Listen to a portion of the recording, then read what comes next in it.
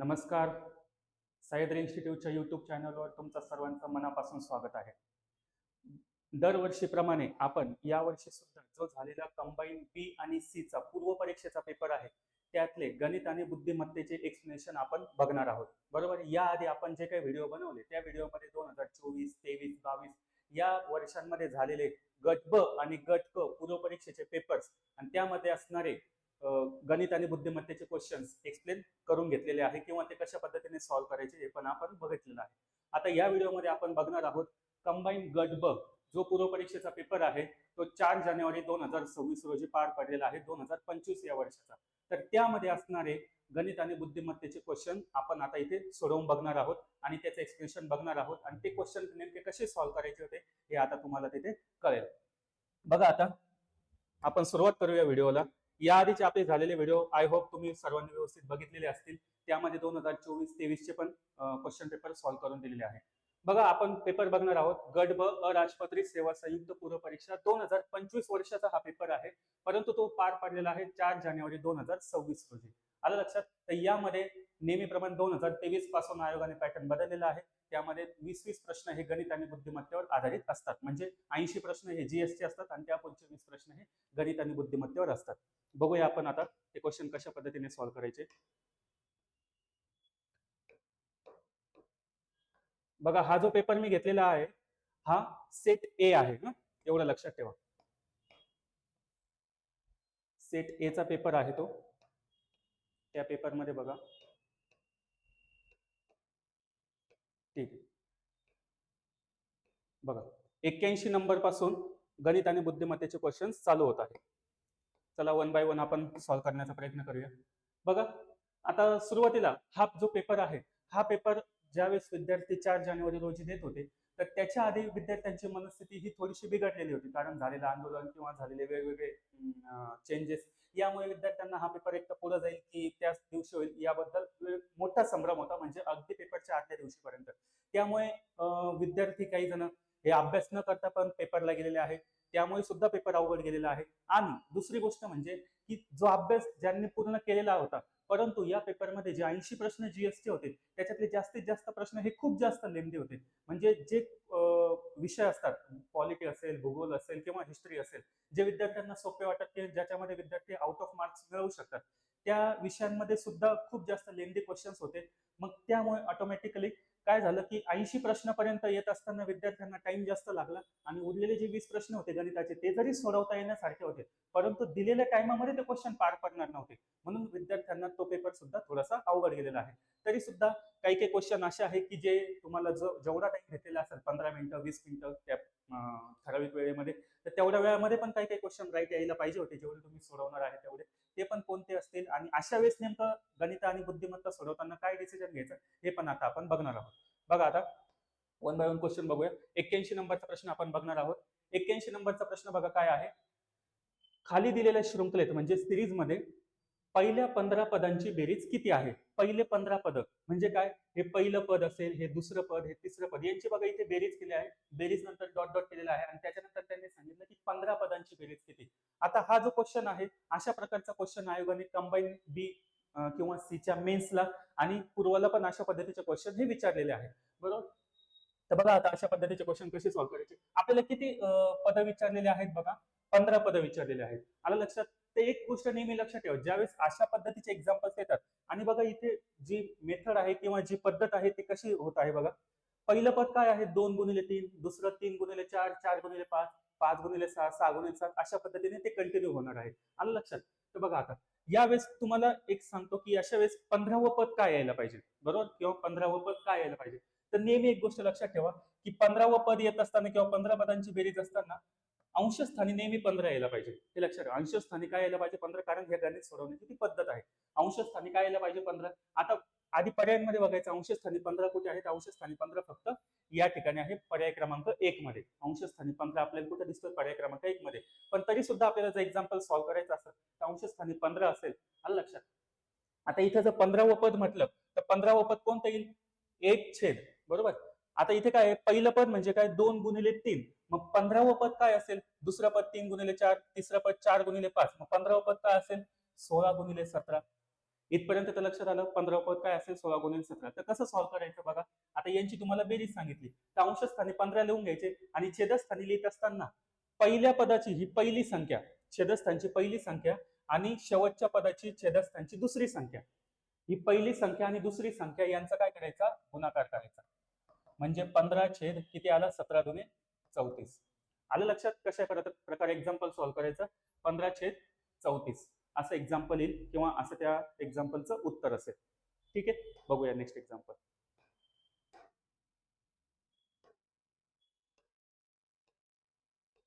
बघा पुढचं एक्झाम्पल काय आहे. 6 सलग सम संख्यांची ABCDEF यांची बेरीज किती आहे, 150 आहे. त्या पुढील 3 सलग सम संख्यांची बेरीज किती असेल. बरोबर. तर आता बघा आपण लेक्चरमध्ये सुद्धा अशा प्रकारचे एक्झाम्पल घेतले आहे किंवा तुम्ही जे कोणतं रेफरन्स बुक यूज करता त्याच्यामध्ये सुरुवातीचे जे चॅप्टर्स असतात संख्याज्ञान त्यामध्ये सुद्धा अशा प्रकारचे एक्झाम्पल्स आहेत. आता काय सांगितलं त्यांनी, 6 सलग सम संख्यांची बेरीज किती आहे, 150.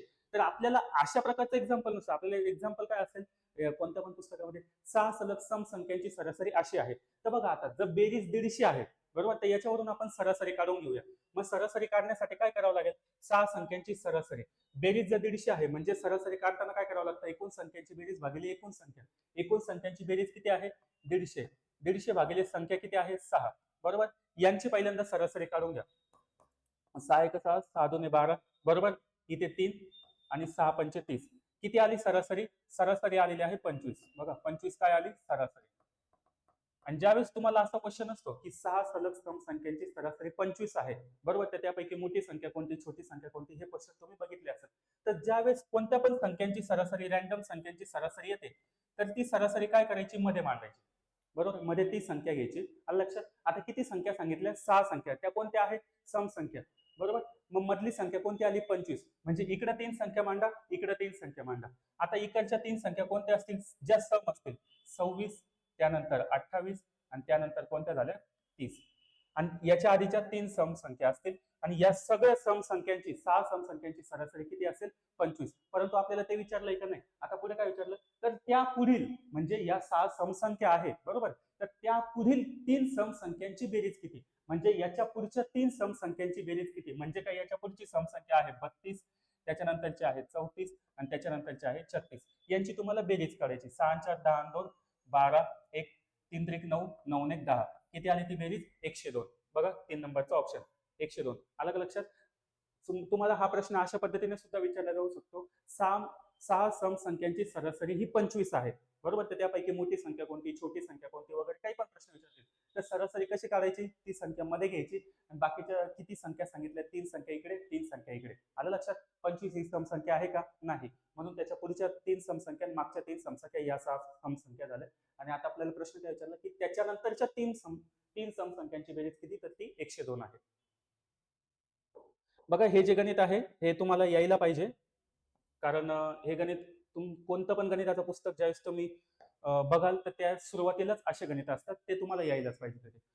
एक रिकामा जलतरण तलाव एका निश्चित गतीने पाण्याने भरला जात आहे व 3/5, आलं लक्षात, 3/5 क्षमतेसाठी त्याला भरायला किती तास लागतात, 8 तास लागतात.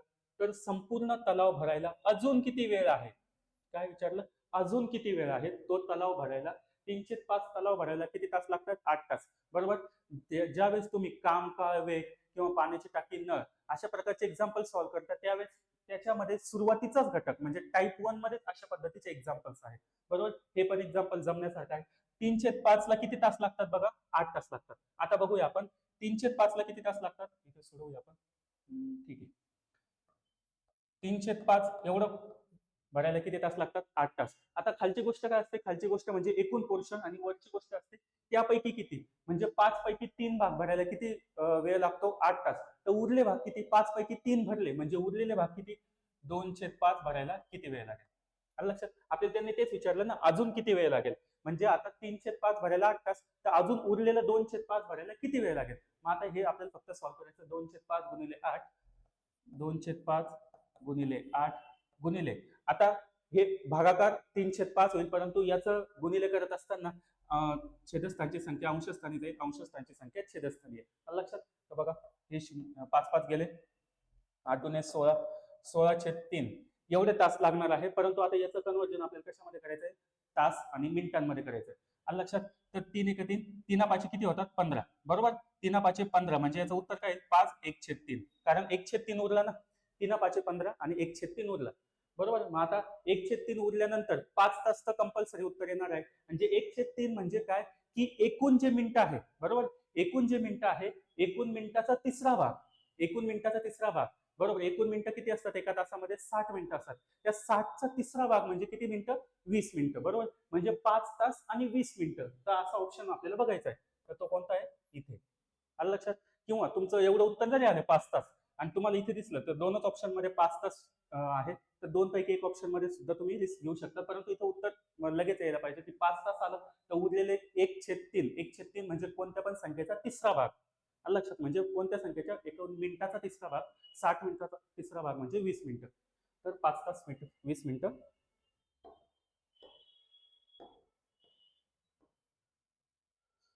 ठीक आहे. आता बघा, एका आयताचे मोजमाप करत असताना, एका बाजूचे माप 5% वाढवले, एका बाजूचे माप 5% वाढवले, दुसऱ्या बाजूचे 10% कमी झाले, तर आयताच्या क्षेत्रफळाचे मोजमाप करताना आलेल्या त्रुटीची टक्केवारी किती. आता बघा, अशा वेळेस काय करायचं, हे तुम्हाला जे गणित विचारलं ते भूमितीचं पण आहे, टक्केवारीचं पण आहे. आलं लक्षात. तर बघा, अशा वेळेस काय करायचं, ज्यावेळेस तुम्हाला एखादा आयत दिलेला असतो, बरोबर, कारण आयताची लांबी वेगळी असते आणि रुंदी वेगळी असते, बरोबर. म्हणून एक सेक्शन 5% वाढवलेला आहे आणि एक 10% कमी झालेला आहे. आलं लक्षात. तर बघा, अशा वेळेस काय करायचं, 100 घ्यायचा, 100 गुणिले 100 घ्यायचा, मग गुणाकार करायचा. किती टक्क्याने वाढलंय, 5% वाढलं, म्हणजे 100ला 5% वाढल्यावर किती होतात ते, 105. किती पैकी, 100 पैकी. गुणिले पुढचं काय केलंय, 10% कमी केलं, म्हणजे ते किती झालं, 90/100. लक्षात. ही झाली त्याची मांडणी. सुरुवातीला आपण काय घेतलं होतं, 100 गुणिले 105 भागिले 100 गुणिले 90 भागिले 100, हे तुम्हाला सॉल्व्ह करायचं. बघा, हा 100 गेला, हा गेला, हा 0 गेला, हा पण गेला. त्यानंतर बघा, याला 5ने भाग देऊया. 5 दुने 10, 5 1 5, 5 दुने 10. आलं लक्षात. परत 9 1 9, 9 दुने 18 भागिले किती आले, 2, बरोबर. भागिले किती आले, 2. आता याला भाग देऊया. बे 1 बे, बे 9 18, त्यानंतर बे चोक 8, परत 1 उरला 10 आणि बे पंचे किती झाले, बे पंचे किती झाले, 10. ठीक आहे. आता आपलं उत्तर किती आलं, 94.5. आधी किती होतं, 100, त्यानंतर किती आलं, 94.5. म्हणजे याचा अर्थ किती टक्क्याने कमी झालेलं आहे, आपल्याला तेच विचारलं ना, त्रुटी किती झाली. आधी 100 होतं, आता ते झालं 94.5, म्हणजे किती टक्क्याने कमी झालं, 5.5%. लक्षात. आधी 100 होतं, आता किती झालं, 94.5, म्हणजे वजा किती झाले, 5.5% काय झाले, वजा झाले. तेच आपल्याला उत्तर काढायचं होतं.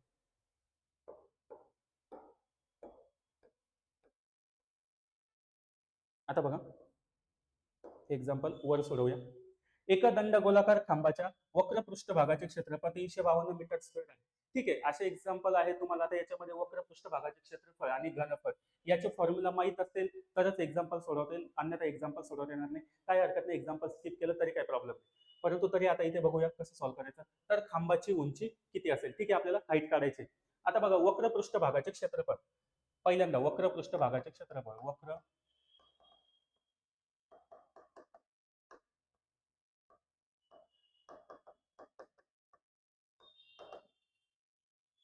माहित नसेल तर तो फॉर्म्युला लिहून घ्या, 2πr/h, बरोबर. हा वक्र पृष्ठभागाचे क्षेत्रफळ, ते क्षेत्रफळ किती दिलेलं आहे, 352, बरोबर.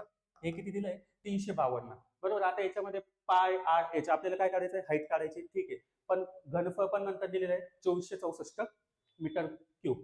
ठीक आहे. आता याच्यामध्ये आपण काही कन्व्हर्जन करता येईल का, पायाची व्हॅल्यू 22/7, ठीक आहे, ती नंतर आपण टाकून घेऊ, कारण घनफळ मध्ये पण पाया येणार आहे.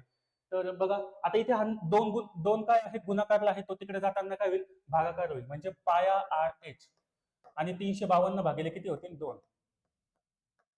किती झाले, बे 1 बे, बरोबर. बे 1 बे उरला 1, बे 7 14, परत 1, बे 7 12. किती झाले बघ, πr/h याची व्हॅल्यू किती झाली, 176. ठीक आहे. आता बघा, घनफळाचं सूत्र, घनफळ, बरोबर. घनफळाचं सूत्र काय, πr²h. हे काय झालं, घनफळाचं सूत्र झालं. कशाच्या, दंडगोलाकारच्या सांगतोय बरं का मी. दंडगोलाकार म्हणजे एक सिलेंडर असतो ना, त्याचं सूत्र आहे. वक्र पृष्ठभागाचं क्षेत्रफळ 2πr/h आणि घनफळ असेल तर त्याचं सूत्र पाया आर स्क्वेअर एच. आता घनफळ किती सांगितले आपल्याला? 2464. आलं लक्षात? घनफळ 2464. परंतु इथं बघा काय आहे, पाया आर स्क्वेअर एच आणि इथं आपण जी व्हॅल्यू काढली पाया आर एच ची व्हॅल्यू किती आहे? 176. आणि इथं काय आर स्क्वेअर. आर स्क्वेअर म्हणजे काय? आर इथे दोनदा मल्टिप्लाय केलेला आहे. म्हणजे कसं केलेलं आहे? पाया आर एच गुणिले याला आर केलेला आहे. बरोबर? याला गुणिले आर केला म्हणजे आरचा स्क्वेअर होईल. तो किती झाला? 2464. आता पाया आर एच ची व्हॅल्यू आहे का आपल्याकडे? 176 आहे बघा. गुणिले आर हे किती आलं? 2464. आपल्याला आर काढायचा आहे का नाही? आपल्याला उंची काढायची. आर म्हणजे रेडियस, उंची म्हणजे हाईट. ठीक आहे. तर आता आर पहिल्यांदा काढून घेऊया, त्यानंतर या एक्झाम्पल मध्ये किंवा या सूत्रामध्ये ती व्हॅल्यू टाकून आपण उंची काढू शकतो. आर ची व्हॅल्यू काढून घ्या आता बघा. आर इज इक्वल टू 2464 भागिले किती झाले? 176. दोनाने भाग देऊ आपण. 2 16, त्यानंतर 1, परत 2 16, 2 1 2, 2 2 4, 2 3 6, परत 2 2 4. बरोबर? 2 1 2, 2 2 4, 2 3 6, 2 2 4. ठीक आहे. आता याला आपण 11 ने भाग देऊया. 11 8 88, 11 1 11, 1, परत 11 1 11, 2, 11 2 22. किती आलं? 112/8. 8 ने भाग जाईल. 8 1 8, परत 8 1 8, उरले किती? 3, 8 चौक 32. किती आलं हे? 14. 14 ही व्हॅल्यू कशाची आली? आर ची व्हॅल्यू किती आली? 14. आपल्याला काय करायचं आहे? हाईट. आर ची व्हॅल्यू 14 आली आपल्याला हाईट. मग आपण इथे बघा पाया आर एच किती आहे? 176. मग आता तिथे ती व्हॅल्यू टाकूया. पाया R H is equal to 176. बरोबर? पायाची व्हॅल्यू, आता तुम्ही पायाची व्हॅल्यू तिथे टाका. पायाची व्हॅल्यू किती? बघा 22/7 गुणिले आर ची व्हॅल्यू किती आली? 14 गुणिले एच इज इक्वल टू 176. 7 1 7, 7 2 14, 22 2 44. बरोबर? 44 गुणिले एच, 44 गुणिले एच इज इक्वल टू 176. हा 44 इकडे जाताना भागाकार होईल म्हणजे 176 भागिले किती होतील? 44. बरोबर? इज इक्वल टू काय राहिला? एच राहिला, म्हणजे हाईट राहिली. आता याला ज्यावेळेस आपण भाग देऊ तर 4 1 समजा 44 आपण पाडा म्हटलं, 4 1 4, 4 2 8, 4 3 12, 4 चौक 16. 44 चौक किती येऊ शकतात? आय थिंक 44 चौक 176 यायला पाहिजे. 4 चौक 16, 1 4 चौक 16 आणि 17. आलं लक्षात? 44 चौक किती झालं? 176. म्हणजे एच किती आला? हाईट किती आली? 4. आहे का ऑप्शन मध्ये? बघा 4 मीटर. भरपूर वेळ ह्या गणिताला लागणार आहे, त्यामुळे हे गणित तुम्ही त्या ठिकाणी स्किप केलं तरी काहीच प्रॉब्लेम नाही. तुम्ही जर हे गणित सोडवत बसला, फॉर्म्युला माहीत असून पण, तरी सुद्धा तुम्हाला वेळ लागणार आहे. आलं लक्षात? पण तुम्हाला विश्वास असेल किंवा तुम्हाला व्यवस्थित जमत असेल तर सोडवा, काय हरकत नाही. परंतु स्किप केलं तर चांगली गोष्ट आहे. पुढे येणारे जे काही एक्झाम्पल्स आहेत ते आपल्या आवाक्यातले आहेत, ते आपण सॉल्व्ह करू शकतो. परंतु एक्झाम्पल नेमकं कसं सॉल्व्ह करायचं हे आपण इथे बघितलेलं आहे. 4 मीटर.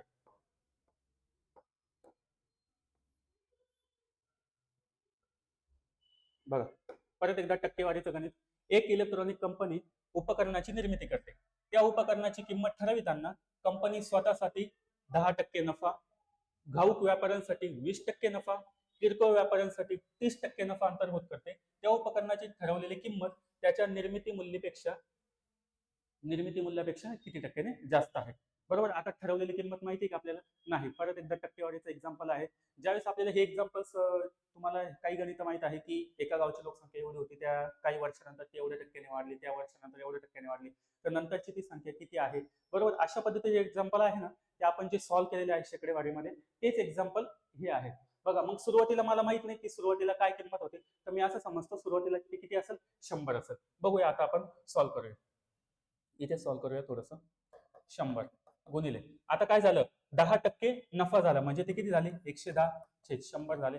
गुणिले 20% नफा म्हणजे ते 120/100 झाले. गुणिले 30% नफा 130/100 झाले. हे तुम्हाला पहिल्यांदा सॉल्व्ह करायचं आहे.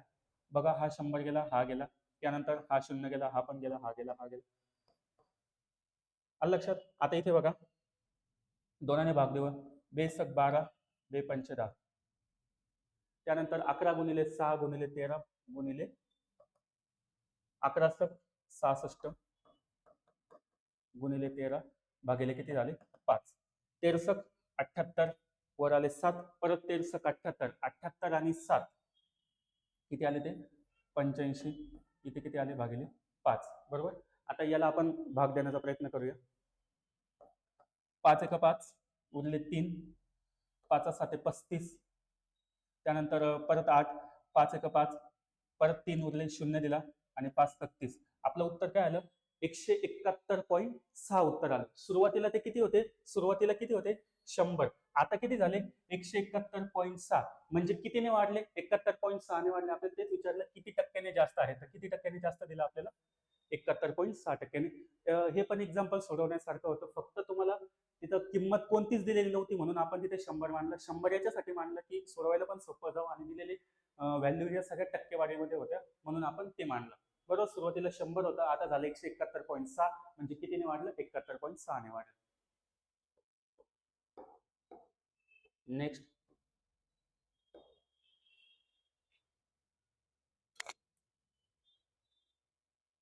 बघा, एक्झाम्पल वाचा. एक मिनिट.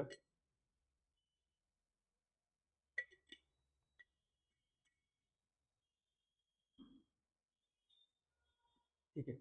एका देशातील राज्यांची संख्या व केंद्रशासित प्रदेशांची संख्या यांचे गुणोत्तर किती आहे?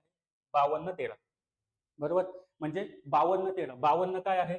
राज्यांची संख्या म्हणजे काय? स्टेट. बरोबर, आणि 13 काय आहे? केंद्रशासित प्रदेश म्हणजे युनियन टेरिटरीज. आणि लक्षात, यांचं गुणोत्तर आपल्याला दिलेलं आहे. तर त्या देशातील राज्यांची संख्या केंद्रशासित प्रदेशांच्या संख्येपेक्षा कितीने जास्त आहे?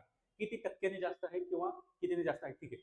तर आता बघा, म्हणजे ही जी राज्यांची संख्या आहे ती या केंद्रशासित पेक्षा कितीने जास्त. आता हे काय आहे? 52 आणि 13. बरोबर, 52-13 याचं गुणोत्तर काय येईल? बघा, 52-13 याचं गुणोत्तर समजा 13 का 52, ते किती आलं? 4:1. बरोबर, 4:1 आलं. समजा आपण पकडूया आता ते किती टक्क्याने जास्त आहे. टक्के म्हणजे आपण 100 पकडूया. मग आता हे जर एक घेतलं मी 100 आणि 4 घेतले 400, हे याच्यापेक्षा किती टक्क्याने जास्त दिसतंय तुम्हाला? 300 टक्क्याने जास्त दिसतंय. बरोबर, 300 टक्क्याने जास्त दिसतंय. आधी 100 होतं, नंतर किती झालं? 400. बरोबर, म्हणजे हे 100 आहे, हे 400 आहे. किती टक्क्याने जास्त दिसतंय तुम्हाला? 300 टक्क्याने तुम्हाला जास्त दिसतं. पण ऑप्शन मध्ये 300% आहे का? उत्तर नाही. ऑप्शन मध्ये आयोगाने पहिल्या आन्सर नुसार उत्तर कदाचित 60 पण दिलेलं असेल. बरोबर, उत्तर 60 असेल. परंतु हा प्रश्न जर विद्यार्थ्यांनी क्लेम केला की अशा पद्धतीने ते आन्सर येऊ शकतं, तर हा प्रश्न रद्द होऊ शकतो किंवा याचं उत्तर फक्त 60 येऊ शकतं. आय थिंक आयोगाने असा विचार करून ते 60 उत्तर दिलेलं असेल. समजा इथे 1 आहे, 4 आहे, आपण बघा हे गुणोत्तर यायला पाहिजे. समजा इथे आपण जर 1 म्हटलं, 20 म्हटलं, तर 20 चोक 80. म्हणजे हे कितीने जास्त आहे? तर हे 60 ने जास्त आहे. परंतु ते 60 ने जास्त आहे, तेवढं टक्क्याने नाही म्हणता येणार आपल्याला. आलं लक्षात? तर तेवढं ते फक्त जास्त आहे, तेवढं आपल्याला ते म्हणता येणार नाही. त्याच्यामुळे कदाचित आयोगाने 60 दिलेलं असू शकतं. परंतु याचं उत्तर जर आयोगाने म्हटलेल्याप्रमाणे किती टक्क्याने जास्त आहे, तर ते ऑब्व्हियस त्याचं उत्तर किती यायला पाहिजे? 300% जास्त यायला पाहिजे. हा प्रश्न रद्द व्हायला पाहिजे किंवा हा प्रश्न थोडासा एक्सेप्शन आहे. त्यामुळे ठीक आहे, याचं उत्तर 300% यायला पाहिजे. परत अशा प्रकारचा प्रश्न आला तर ऑप्शन मध्ये ते ऑप्शन असेल. आलं लक्षात? ठीक आहे. एवढा प्रश्न तुम्हाला म्हणजे जमणार होता, परंतु तरी सुद्धा आयोगाने तो रद्द केलेला असेल. ठीक आहे, त्याला काही इलाज नाही. पुढे बघूया आपण. वर्ष 2024 मध्ये मोबाईल वापरणाऱ्यांची टक्केवारी 43% वरून 65% झाली, तर 43%च्या तुलनेत किती टक्के वाढ झाली? तुम्ही एक नोटीस केलं का की आपण आतापर्यंत जे काही एक्झाम्पल्स बघितले त्याच्यामध्ये टक्केवारीचे एक्झाम्पल्स खूप जास्तीत जास्त प्रमाणात विचारले. याचा अर्थ काय आहे? तुम्हाला गणिताचे काही ठराविकच टॉपिक करायचे आहे आणि त्यावरच तुम्हाला जास्तीत जास्त प्रश्न विचारणार आहे. तुम्हाला तो टॉपिक तुम्ही ज्या घटकाची प्रॅक्टिस कराल तसेच प्रश्न विचारतील असं नाही, परंतु तो जो तुम्ही प्रॅक्टिस करणार तो तुमचा कॉन्फिडन्स असेल, तो तुमचा बेस असेल आणि त्यावर एक्झाम्पल कसे तयार होतात ते आयोगामध्ये दिसतात आपल्याला. लक्षात? आता हे पण तसंच आहे बघा, इथे पण टक्केवारी आहे. 43% वरून ते किती झालं? 65%. म्हणजे ते किती वाढलं बघा? 43 वरून ते 65 झालं, म्हणजे ते किती झालं? 22. बरोबर, जर आपल्याला काय सांगितलं? 43 किती टक्क्याने वाढ झाली. जर 43 होतं आधी, त्याचं किती झालं? 22. आधी 43 होतं, त्याचं 22 ने वाढ झाली. मग 100 असताना वाढ किती टक्क्याची होईल? अशा पद्धतीने सॉल्व्ह करता येईल. मग 100 गुणिले 22 भागिले 43. 100 22 भागिले किती झालं? 43. ठीक आहे. 22 गुणिले 100 2200 भागिले किती आला? हे 43. आता बघा, इथे तुम्हाला हा फक्त भागाकार करायचा आहे. हा भागाकार करत असताना आता हे पूर्णतः सोडवायचं, कारण 43 आणि 2200 हे कोणतेच एका पाड्यात येणार नाही. तुम्हाला डायरेक्ट 43 चा पाडा म्हणावा लागणार आहे. तर आता बघा, इथे आपण 43 चा पाडा एकदम सोपं जावं याच्यासाठी 43 चौक किंवा 43 पंच किती येऊ शकतात ते आपण बघूया. आता समजा आपण जर विचार केला की 43 चौक किती येतात? 4 त्रिक 12, 4 चौक 16 आणि 17. बरोबर, ते किती आले? 172. आपल्याला किती पाहिजे? ते 220 च्या आसपास ती संख्या पाहिजे. मग 43 पंचे बघा, 5 त्रिक 15, 1 5 चौक 20 आणि 21. ठीक आहे, 43 पंच किती होतात? 215. म्हणजे 43 एका 43 पंच किती यायला पाहिजे? 215.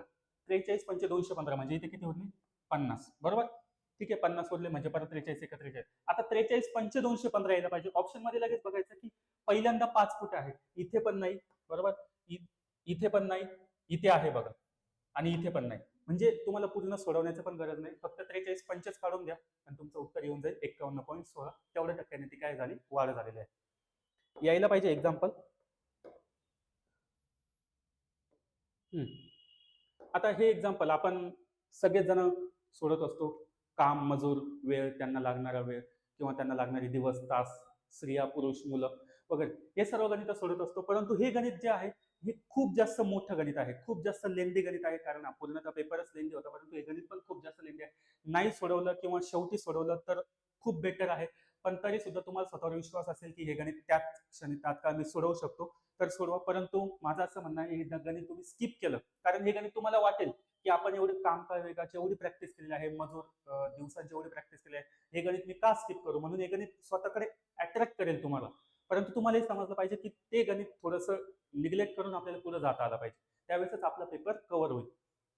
आता बघा इथे आपण मात्र सोडवून बघूया लेंदी कशामुळे आहे. 3 पुरुषांनी केलेल्या कामाचे प्रमाण 5 मुलांनी केलेल्या कामा इतके आहे. ठीक आहे, म्हणजे काय, समजा 3 पुरुष असतील, बरोबर. 3 पुरुष म्हणजे किती मुले, 5 मुले. ठीक आहे, 3 पुरुष म्हणजे किती मुले, 5 मुले. तसेच 5 महिलांनी केलेल्या कामाचे प्रमाण 8 मुलांनी केलेल्या कामाच्या इतके आहे. म्हणजे जर महिला तुम्ही 5 घेतल्या तर किती मुलांची ताकद असेल, ती 8 मुलांची ताकद असेल. आलं लक्षात. 5 महिला घ्या किंवा 8 मुले घ्या, 3 पुरुष घ्या किंवा 5 मुले घ्या. आलं लक्षात. आता पुढे बघा काय, जर ते काम पूर्ण करण्यासाठी 12 पुरुष व 14 मुलांना 24 दिवस लागत असतील तर ते काम पूर्ण करण्यासाठी 9 पुरुष 15 महिला 12 मुलांना किती दिवस लागतील. आता याच्यामध्ये तुम्ही एक तर काम करा, एक तर सर्व घटकाचं जे काय आहे महिला पुरुष सर्व घटक एक तर महिलांमध्ये कन्वर्ट करा किंवा पुरुषांमध्ये करा किंवा मुलांमध्ये करा, त्यावेळेसच तुम्हाला ते उत्तर जमेल. आता मी काय करतो, याच्यामध्ये सर्व घटक जे आहे ते मुलांमध्ये कन्वर्ट करतो. आता ते कन्वर्ट करताना बघा, पहिल्यांदा हे गणित सोडवूया. 12 पुरुष 14 मुले, बरोबर. इथं 14 मुले आहेत, ठीक आहे. आता 12 पुरुषांच्या जागी आपण मुलं घेऊया. मग इथं आपल्याला ही व्हॅल्यू दिलेली बघा, 3 पुरुष म्हणजे किती मुलं आहेत, 5 मुलं. तर मग 12 पुरुष म्हणजे किती मुलं येतील, हे पहिल्यांदा बघूया. मग काय करावं लागेल, 12 गुणिले 5 भागिले 3, 3 चौक 12, 4 पंचे 20, म्हणजे किती मुलं आले, 20 मुले. म्हणजे इथं 12 पुरुष लिहायचे का नाही, इथं किती मुलं लिहायचे, 20 मुले. आलं लक्षात, 20 मुले. मग 20 आणि 14, 20 आणि 14 किती झाले, 34 मुलांना किती दिवस लागतात, ते 24 दिवस. ठीक आहे, 34 मुलांना 24 दिवस लागतात, बरोबर. 20 आणि 14, 34 मुलांना किती दिवस लागतात, 24 दिवस. आपण सगळ्यांच्या मुलांमध्ये कन्वर्जन करणार आहोत. आता 9 पुरुष 15 महिला आणि 12 मुलांना किती दिवस लागतील. परत एकदा, आता 9 पुरुष आहेत, बरोबर, त्यांचं पण मुलांमध्ये करून घेऊया आपण. 9 पुरुष, 3 पुरुष म्हणजे 5 मुले, तर 9 पुरुष म्हणजे किती मुले. मग काय करावं लागेल, 9 गुणिले 5 भागिले 3, 3 त्रिक 9, 5 त्रिक 15 मुले. आलं लक्षात, किती मुले, 15. म्हणजे 9 पुरुषांच्या जागी किती मुले लिहायचे आपल्याला, 15 मुले. 9 पुरुष लिहायचे का नाही. परत एकदा 15 महिला, 15 महिलांचं रूपांतर पुरुषांमध्ये करायचं आहे. आता 5 महिला म्हणजे सॉरी मुलांमध्ये करायचं. 5 महिला म्हणजे किती मुले, 8 मुले. तर आपल्याला 15 महिला म्हणजे किती मुले हे बघावं लागेल. 15 गुणिले 8 भागिले 5, 5 त्रिक 15, 8 त्रिक 24, किती मुले झाले ते, 24 मुले, बरोबर. म्हणजे आता 15 महिलांच्या जागी काय लिहायचं आपल्याला, 24 मुले. आलं लक्षात. आता मुले बघा, किती मुलांचं विचारलं आपल्याला, 15, 24 आणि 12 यांची बेरीज किती झाली बघा, 5 आणि 4 9, 9 2, 5 आणि 4 9, 9 2 किती, 11, 1, 1 आणि 1 2, 2 आणि 2 4, 4 आणि 5. आलं लक्षात. तर आपल्याला काय विचारलं, 21 मुलांना किती दिवस लागतील, बरोबर ना. 51 मुलांना, सॉरी 51 मुलांना किती दिवस लागतील.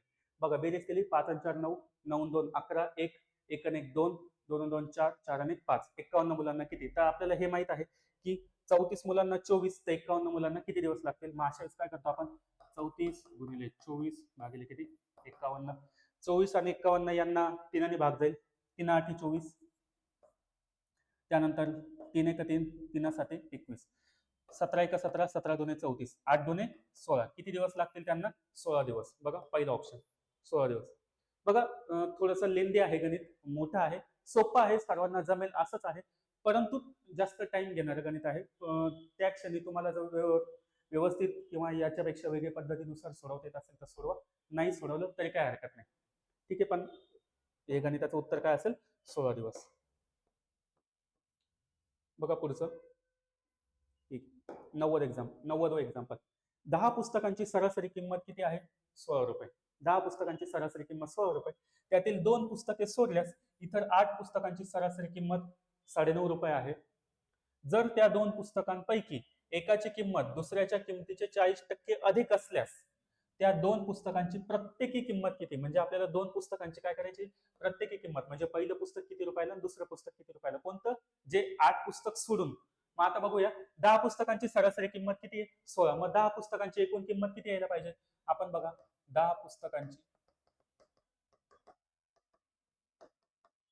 एकूण किंमत. मग काय करावं लागेल? सरासरी दिली आपल्याला 16. मग काय करावं? 16 गुणिले एकूण किती झाले? 10. म्हणजे ते किती झाले? 160. 10 पुस्तकांची किंमत किती झाली? 160. 8 पुस्तकांची किंमत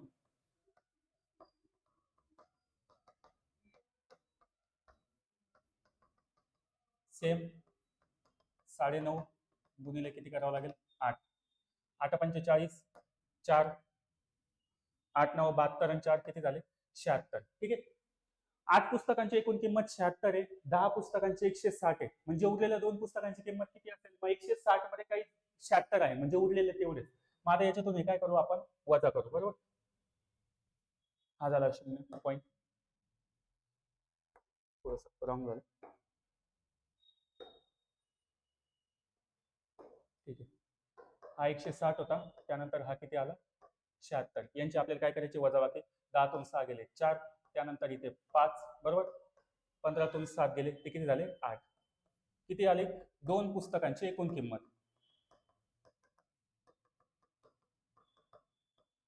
2 पुस्तकांची किंमत किती आली? 84. आता आपल्याला काय विचारले? त्या पुस्तकांची प्रत्येकी किंमत किती? बरोबर. प्रत्येकी किंमत किती? आणि इथे काय विचारलं? पुस्तकांपैकी एकाची किंमत दुसऱ्यापेक्षा 40% अधिक असल्यास. तर बघा, हे जे आहे ना, हे जे वाक्य, हे फक्त तुमचा टाइम वेस्ट करण्यासाठी दिलेलं आहे. कारण बघा कशामुळे? आता मी काय सांगितलं? 2 पुस्तकांची प्रत्येकी किंमत किती? म्हणजे खाली बघा, खाली कोणत्या ऑप्शनची बेरीज ही 84 येते? ती त्या 2 पुस्तकांची किंमत असेल. यांची बेरीज 84 येते का? 48 येते. गेलं ऑप्शन. यांची बेरीज बघा, 5 आणि 2 7, 2 आणि 1 3, किती झालं? 37. ते पण येत नाही. 40 आणि 24 किती होतात? 64. ते येतात का? नाही. 9 5 14 1, 9 5 14 1, 3 आणि 1 4 आणि 4 8. आली का 84? हेच तुमचं आन्सर असेल. 2 पुस्तकांची प्रत्येकी किंमत किती? 35 आणि 49. आणि त्याच्यातले 2 पुस्तकांपैकी एकाची किंमत दुसऱ्यापेक्षा 40% अधिक असते, ते याच्यापेक्षा 40% अधिकच आहे. 35 पेक्षा 49. ते ठीक आहे, परंतु आपल्याला काय विचारलं की प्रत्येकी किंमत किती? आपल्याला ते काढायचंच नाहीये. ठीक आहे. ते किती झाले? 35 आणि 49. अशा पद्धतीचं एक्झाम्पल होतं. सर्वांना यायला पाहिजे. ठीक. आता बघा, मी तुम्हाला लेक्चरच्या किंवा युट्यूबच्या व्हिडिओच्या सुरुवातीला म्हटलं होतं की काही गोष्टी असतात की पेपर लेंदी असल्यानंतर काय डिसिजन घ्यायचा. ज्यावेळेस पेपर खूप जास्त लेंदी असतो किंवा तुम्हाला जीएस खूप जास्त हार्ड जातं, बरोबर, आणि आता तुम्हाला काही ठराविकच वेळ उरलेला आहे.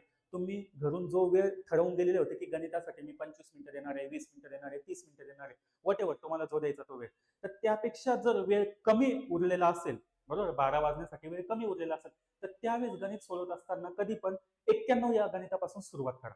कोणत्या गणितापासून? 91. कारण आतापर्यंतचे जेवढे पेपर्स आहेत, बरोबर, त्याच्यापैकी 99% एक्झाम्पल्स हे 91 पासून 100 पर्यंत एकदम इझी एक्झाम्पल्स असतात. आलं लक्षात? एकदम इझी असतात.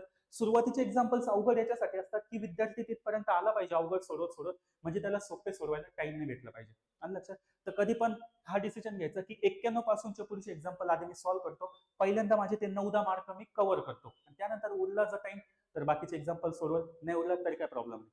आलं लक्षात? परंतु तरी पण उरेल टाइम, कारण हे जे गणित आहे 91 ते 100 हे तुमचे हार्डली 5 ते 7 मिनिटांमध्ये सॉल्व्ह होणार असतात.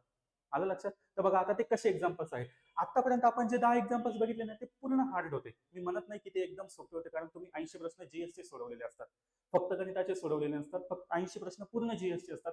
मग त्या मानाने ते प्रश्न हार्ड होते. परंतु आता इथून बघा, इथून तुमचा माइंडसेट तसा असतो, कारण तुम्ही अभ्यास पण तो कंबाईनचा करत आहात, तर तुमचा माइंडसेट आहेच. आता बघा 91 ते 100 प्रश्न कसे सोपे आहेत. 1 ते 100च्या अंकामध्ये असे किती अंक आहेत की ज्याला 4 ने पूर्ण भाग जातो, ठीक आहे, आणि त्यामध्ये कोणता अंक पाहिजे? 4. 1 ते 100 मध्ये असे अंक शोधायचे की ज्याला 4 ने भाग जाईलच, पण त्या संख्येमध्ये 4 पाहिजे, त्या संख्येमध्ये 4 पाहिजे. मग ठीक आहे, त्या संख्या लिहूया. 4 येईल का? हो. 4ला 4ने भागलं. 14 येईल का? नाही येणार. 24 येईल. 34 नाही येणार. त्यानंतर 44 येईल. बरोबर? 44 येईल. 44 नंतर कोणती यायला पाहिजे? 48. बरोबर, कारण 44च्या सोबत ती 48ची संख्या आहे. त्याच्यामध्ये पण 4 आहे. बरोबर? त्यानंतर इथे बघा 48 झालं, 44 झालं. त्यानंतर 54 येतो का? बघा 54ला भाग जाईल का? 4 एक 4 नाही जाणार. ठीक आहे. त्यानंतर बघा 64. 64ला भाग जाईल. बरोबर? त्यानंतर 74 नाही. 84ला भाग जाईल. बरोबर? 94ला नाही भाग जाणार. ठीक आहे. किती संख्या झाल्या? 1 2 3 4 5 6. ठीक आहे. अजून एक संख्या आपण मिस केली. कोणती संख्या? इथे बघा 44च्या आधीची एक संख्या आहे बघा 40. त्याच्यामध्ये पण 4 येतो ना. बरोबर? त्याच्यामध्ये पण 4 येतो आणि त्याला 4ने पण भाग जातो. तर आता बघा 1 ते 100 मध्ये 4ने भाग जाणाऱ्या संख्या आपण कशा शोधल्या? पहिल्यांदा 4 4च्या याच्या शोधल्या. 4 14 24 34 अशा पद्धतीच्या संख्या शोधल्या आणि त्यानंतर जो 41 किंवा 40 ते 50 मध्ये ज्या कोणत्या संख्या असतील ज्यांना 4ने भाग जातो त्या संख्या शोधल्या. म्हणजे त्या कोणत्या? 40 44 आणि 48 आणि बाकीच्या संख्या 4च्या पाड्यातल्या. मग आता बघा त्या किती झाल्या? 1 2 3 4 5 6 7. किती संख्या झाल्या? 7. एकदम काही सेकंदांमध्ये येणारं गणित आहे. 7 संख्या. आता बघा पुढचं एक्झाम्पल. तुम्हाला मी जे सांगितलं ते नेहमी लक्षात ठेवा. 91 ते 100 प्रश्न सोपे आहे की नाही हे तुम्हीच पडताळा. आता बघा 21 मुलींच्या रांगेमध्ये जेव्हा मोनिकाला उजवीकडे 4थ्या जागेवर हलवले जाते तर ती रांगेच्या डाव्या बाजूने 12व्या स्थानी येते. ठीक आहे. रांगेच्या डाव्या बाजूने किती स्थानी येते? 12वे. आता बघा डाव्या बाजूने म्हणजे आपली डावी बाजू. या डाव्या बाजूने ती कितीव्या स्थानी यायला पाहिजे? 12व्या स्थानी. कोण? मोनिका. आलं लक्षात? कुठून? डावीकडून 12वी येते. कधी येते? जेव्हा मोनिकाला तिच्या उजवीकडे 4थ्या जागेवर हलवले जाते. म्हणजे ती ज्या ठिकाणी बसली होती त्या ठिकाणापासून तिच्या उजवीकडे किती स्थानावर हलवल्या जातं? 4थ्या स्थानावर. म्हणजे 1 2 3 या ठिकाणी बघा मोनिका बसलेली असते. तिची आधीची पोझिशन ही असते बघा. इथं ती बसलेली असते. मग तिच्या उजवीकडे स्थानी 1 2 3 4 इथे तिला हलवलं जातं. तेव्हा ती डावीकडून किती स्थानावर येते? 12व्या स्थानावर. एकूण मुली किती आहे? 21. आता इथपर्यंतच्या 12 म्हणजे उरलेल्या किती झाल्या त्या? 9. बरोबर? उरलेल्या त्या 9 म्हणजे 12 आणि 9 21 झाले. 21 मुलींची रांग. आता आपल्याला काय प्रश्न विचारला? तर तिची जागा हलवण्याआधीची रांगेच्या उजव्या बाजूने किती जागा होती? म्हणजे उजव्या बाजूने. आता उजव्या बाजूने ही किती झाल्या? 9. बरोबर? ही एक 10. हलवण्याच्या आधीची गोष्ट म्हणजे ही पोझिशन आपल्याला काढायची. बरोबर? 9 10 11 12 13 14. कितव्या स्थानावर होती ती? 14 स्थानावर. हा एक ऑप्शन मध्ये बघा. बघा किती इझी होतं एक्झाम्पल. आणि रांगेचे एक्झाम्पल हे विचारलेच जातात. हे लक्षात ठेवा. खालील आकृतीत प्रश्नचिन्हाच्या जागी येणारी संख्या कोणती? प्रश्नचिन्हाच्या जागी जे काही आयोगाचे एक्झाम्पल्स असतात त्या आयोगाच्या एक्झाम्पल मध्ये नेहमी एक गोष्ट लक्षात ठेवा. कधी कधी बेरजेचा वर्ग असतो, वजाबाकीचा वर्ग असतो किंवा त्या संख्येचा वर्ग असतो. बरोबर? जास्तीत जास्त आयोगाचे एक्झाम्पल हे वर्गावरच आधारित असतात. मग आता ते कसे बघा. इथे बघा काय आहे? 5 आणि 1 किती होतात? बघा 5 आणि 1 6. 6चा वर्ग. 8 आणि 1 9. 9चा वर्ग 81. मग 8 आणि 6 किती होतात? त्याचा वर्ग. 8 आणि 6 किती होतात? 14. आणि 14चा वर्ग तो किती यायला पाहिजे? 196. आलं का आन्सर? बघा 196. बघा तुम्ही बघा 91 ते 93 पर्यंतचे एक्झाम्पल आपण किती वेळामध्ये सॉल्व्ह केलेले आहे आणि त्याच्या आधीच्या एक्झाम्पलला किती वेळ लागत होता? आलं उत्तर 196. ठीक आहे. बघा पुढे. परत एकदा उंची. हे एक्झाम्पल नेहमी येतात. उंची असू द्या, वजन असू द्या किंवा त्यांचे असणारे मार्क वगैरे काही पण. हा याच्यापेक्षा जास्त आहे, तो त्याच्यापेक्षा जास्त आहे. कधी उंची आणि वजन एकत्र विचारले जातं, काही पण. तर आता बघा इथे काय विचारलं? उंची. सान्वी युविकापेक्षा उंच आहे पण निलक्षपेक्षा नाही. चैताली नमितापेक्षा उंच आहे पण युविकापेक्षा नाही. तर त्यांच्यातील सर्वात उंच कोण? सर्वात उंच, सर्वात हायटेड व्यक्ती आपल्याला विचारलं. ठीक आहे. आता यावेळेस काय करायचं? एक तर तुम्ही ऑप्शन मधून पण जाऊ शकता किंवा तुम्ही त्या ट्री डायग्राम काढून पण त्याच्यातून जाऊ शकता. पहिलं काय? सान्वी ही युविकापेक्षा उंच आहे पण निलक्षपेक्षा नाही. म्हणजे आता बघा ही सान्वी आहे. सान्वी ही कोणापेक्षा उंच आहे? युविकापेक्षा. सान्वी ही युविकापेक्षा उंच आहे पण निलक्षपेक्षा उंच आहे का? नाही. म्हणजे निलक्ष ही सान्वीपेक्षा पण उंच आहे. हे तर बरोबर झालं लक्षात. आता निलक्षपेक्षा लहान कोण आहे? सान्वी युविका. आपल्याला कोण विचारलं? सर्वात उंच. म्हणजे सर्वात उंच मध्ये सान्वी आणि युविका यायला पाहिजे का? नाही. मग ऑप्शन मध्ये आहे का बघा. युविका पण गेला, सान्वी पण गेला. आलं लक्षात? ऑप्शन मध्ये जे आपल्याला सर्वात उंच विचारलंय, मग हे तर सर्वात लहान येतात ना, किंवा यांची उंची या बाकीच्यांपेक्षा लहान आहे, म्हणून हे दोन गेले. पुढचं बघा, चैताली ही नमितापेक्षा उंच आहे. चैताली ही कोणापेक्षा उंच आहे? नमितापेक्षा. म्हणजे समजा नमिता अशी असेल, नमिता नमिता नमितापेक्षा उंच कोण आहे? चैताली.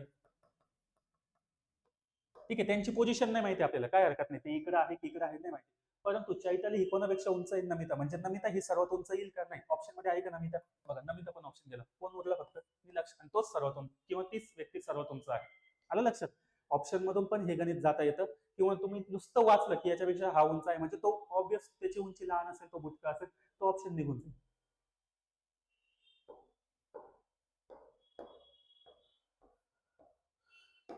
आता हे हे हे जरी भूमितीचं एक्झाम्पल दिसलं, काही नाही एक्झाम्पल नाही नाही मी त्रिकोणाचे चौकोनाचे माप वगैरे एक्झाम्पल सोडत नाही, परंतु सर्वांना सर्वांना एक गोष्ट तर माहिती आहे, त्रिकोणाच्या तीनही कोणांची बेरीज किती असते? 180. एवढी तर कल्पना आहे. ठीक आहे, मग आता तीनही कोण म्हणजे हा कोण हा कोण हा कोण यांची सगळ्यांची बेरीज किती असते? 180. मग आता बघा, आपल्याला काय काढायचं? एक्स. म्हणजे एक माप काय आहे? 3x. दुसरं काय आहे? 40x. तिसरं काय आहे? 38 अधिक x. आणि या सगळ्यांची मी बेरीज का टाकली त्यांच्यामध्ये? कारण सगळ्यांची बेरीज किती असते? 180. हे तर आपल्याला सर्वज्ञात आहे. आता बघा, यांची फक्त तुम्हाला बेरीज करायची. 40 आणि 30 70. एक्स मध्ये एक्सच प्लस मायनस होईल, आणि अंकामध्ये अंकच प्लस मायनस होईल. ओके, 40 आणि 30 70x. 70x अधिक एक्स म्हणजे 71x इज इक्वल टू 38 इकडे प्लसला आहे, तिकडे जाताना तो मायनस होईल. 180 वजा 38, 2 7 3 गेले 4 झाले 142. हा 71x. बरोबर, 71x इकडे गुणाकारला होता, तो तिकडे जाताना भागाकार होईल, म्हणजे x इज इक्वल टू 142 भागिले 71. 71 दोन्ही किती होतात? 142. आहे का आपल्याकडे ऑप्शन? आपल्याला कोणाची व्हॅल्यू काढायची होती? x ची. तेच विचारलं आपल्याला, x ची व्हॅल्यू 2. 3 नंबरचा ऑप्शन.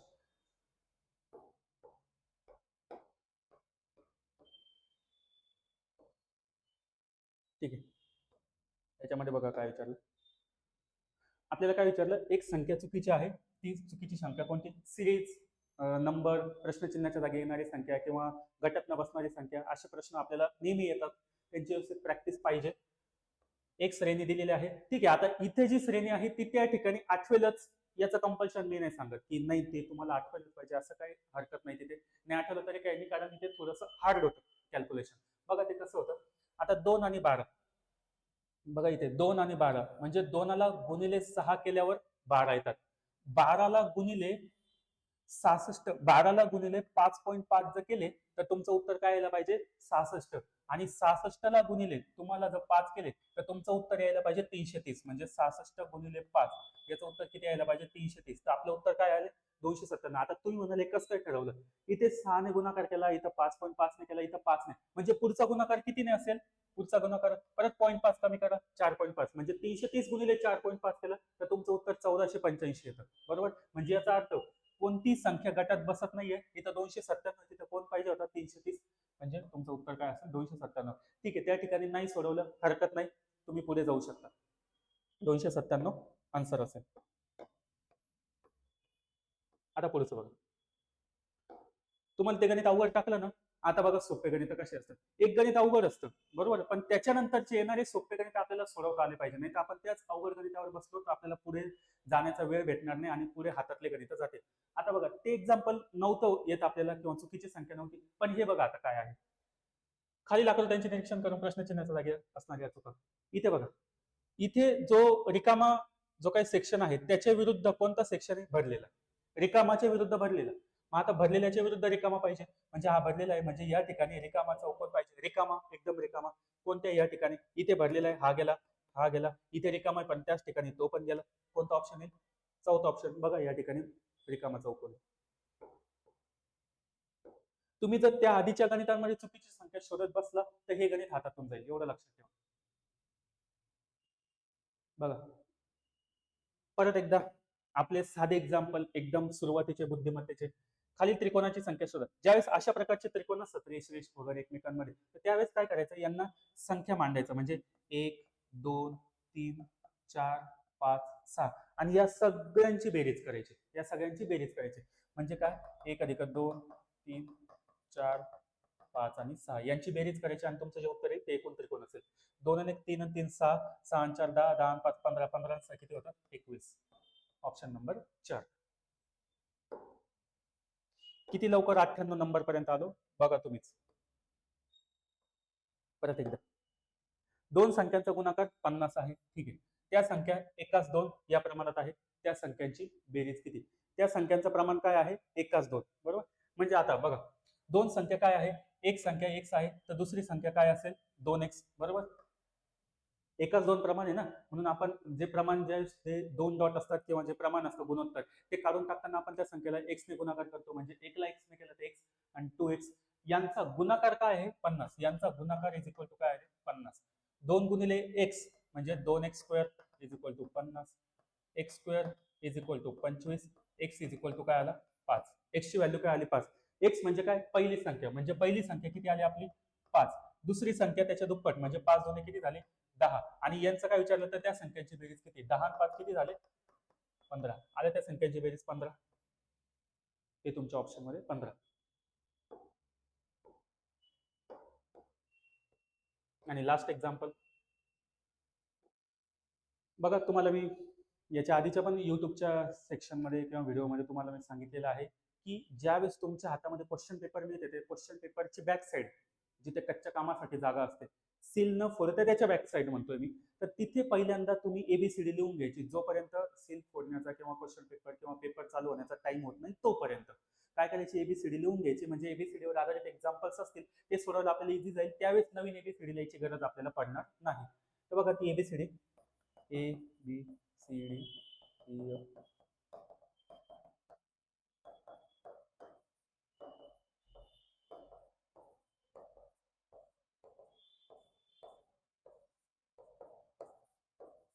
आणि यांना नंबरिंग पण करून घ्यायचं. 3 4 5 6 7 8 9 11 12 13 14 15 16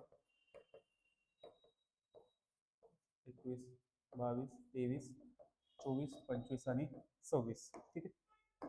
बघा, आता एक्झाम्पल काय आहे? कपलला असा पद्धतीचा नंबर आहे, तर डॉटला कोणता नंबर असेल? ठीक आहे. आता बघा, कपलला मला माहित आहे सीचा नंबर काय आहे? 3. सीचा नंबर काय आहे? 3. तो एक नंबरला दिसतोय मला. सीचा नंबर 3 तो मला एक नंबरला दिसतोय. म्हणजे सीला काय असेल? 3. जर सीला 3 असेल तर डीला कोण यायला पाहिजे? इथे एक नंबरला 4 यायला पाहिजे. डीला 4 यायला पाहिजे. मग आता 4 एक नंबरला कुठे आहे ते ऑप्शन बघा. 3 ऑप्शन मध्ये आहे, ऑप्शन गेला. एक नंबरला 4 आहे. त्यानंतर बघा, इथे ओचं 12 आहे का? ठीक आहे. ओचा विरुद्धार्थी 12 आहे. ठीक आहे, ते जाऊ दे. शेवटी बघा, शेवटी काय आहे? ई आहे. ई किती नंबरला असतो? 5 नंबरला. इथेच आपण ई सर्वांना ज्ञात आहे. ई किती नंबरला असतो? 5 नंबरला. म्हणजे ई ची जागा जर 5 असेल तर टी ची जागा किती यायला पाहिजे? टी किती नंबरला आहे बघा? किती नंबरला आहे? 20 नंबरला. म्हणजे टी ची जागा 20. शेवटी 20 आहे का ते बघा. आता शेवटी 20 इथे पण नाही, इथे पण नाही. म्हणजे शेवटी 20 फक्त पहिल्या ऑप्शन मध्ये, आणि तोच तुमचा फायनल आन्सर असेल. आलं लक्षात कशा पद्धतीने सॉल्व्ह करायचं? आता तरी सुद्धा आपण मधल्या ज्या संख्या आहे किंवा मधले जे अक्षर आहेत त्यांच्या नंबरिंग करून घेऊया. आता डॉट बघ, कपल COUPLE, ही नंबरिंग तिथे करण्याची गरज नाही. इथं मला गणित पूर्णतः समजावून सांगायचं आहे म्हणून मी इथे करतोय. तिथे तुम्ही फक्त मी काय सांगितलं तेवढंच केलं तरी शेवटचं आणि पहिलं तरी सुद्धा तुमचं उत्तर निघतंय. कपलला बघा, इथे 3 लिहिलं आपण. ठीक आहे. त्यानंतर ओला काय लिहिलं त्यांनी? 12. आता ओला 12 लिहिलं म्हणजे ओच्या विरुद्ध साईडला, ओचा स्वतःचा अंक 15 आहे परंतु त्याच्या विरुद्ध साईडला 12 आहे म्हणून तो 12 लिहिलं. मग आता इथे काय आहे? DOUGHT. डी ला 4 लिहिला. मग आता ओ आहे, ओच्या विरुद्ध साईडला कोण लिहायचं आपण? 12. ठीक आहे, इथं 12 दिसतो आपल्याला. यू आहे, यू ला काय लिहिलं त्यांनी? बघा, 6 लिहिला. यू ला 6 लिहिलं म्हणजे यू इथं आहे, त्याच्या विरुद्ध साईडला 6 लिहिलं. यूच्या विरुद्ध साईडला 6 आहे. परत इथं पण यूज दिसतोय, त्याच्या पण विरुद्ध साईडला कोण यायला पाहिजे? 6. बघा, इथे 6 आहे. पीच्या इथे कोण लिहिला? 11 लिहिला. पीच्या इथे कोण लिहिला? 11. ठीक आहे, पी कुठे आहे? पीच्या इथे, पीच्या विरुद्ध साईडला कोण आहे? 11. ठीक आहे, मग याच्या सुद्धा विरुद्ध साईडला, जीच्या विरुद्ध साईडला कोण यायला पाहिजे? बघा, जी इथे आहे त्याच्या विरुद्ध साईडला कोण यायला पाहिजे? 20. बरोबर, कारण जी 7 आहे त्याच्या विरुद्ध साईडला कोण यायला पाहिजे? 20 यायला पाहिजे. त्यानंतर यल बघा, आता यल किती आहे? इथे 12 आहे. इथे बघा, यल स्वतःचाच अंक 12 आहे मग आता एचला पण आपल्याला स्वतःचाच अंक द्यावा लागेल. एचचा स्वतःचा अंक बघा तो किती आहे 8 आणि त्यानंतर टीचा अंक 20. बरोबर. आता इथे बघा, इथे तुम्हाला एक सांगतो, इथे जीला किती पाहिजे होता 20. कशा पद्धतीनुसार? या पद्धतीनुसार. बरोबर, या पद्धतीनुसार. परंतु इथे काय आहे, तो वेगळाच अंक आहे. म्हणून हा प्रश्न एकदा क्लेम केला तर रद्द पण होऊ शकतो. नाही झालं तर उत्तर आयोग काय करतात हेच ठेवू शकतं. लक्षात. अशा पद्धतीचे 100 एक्झाम्पल्स होते. हे 100 एक्झाम्पल्सचं एक्सप्लेनेशन आपण बघितलं आहे. मी काय सांगितलं ते व्यवस्थित तुम्हाला समजलं असेल की एक्झाम टफ असेल तर त्यावेळेस गणित आणि बुद्धिमत्तेमध्ये काय डिसिजन घ्यायचं आणि कशा पद्धतीने सॉल्व्ह करायचं ते व्यवस्थित तुम्ही पाळा आणि झालेल्या चुकांची व्यवस्थित प्रॅक्टिस करून येणाऱ्या एक्झाम्समध्ये त्या चुका सुधारा.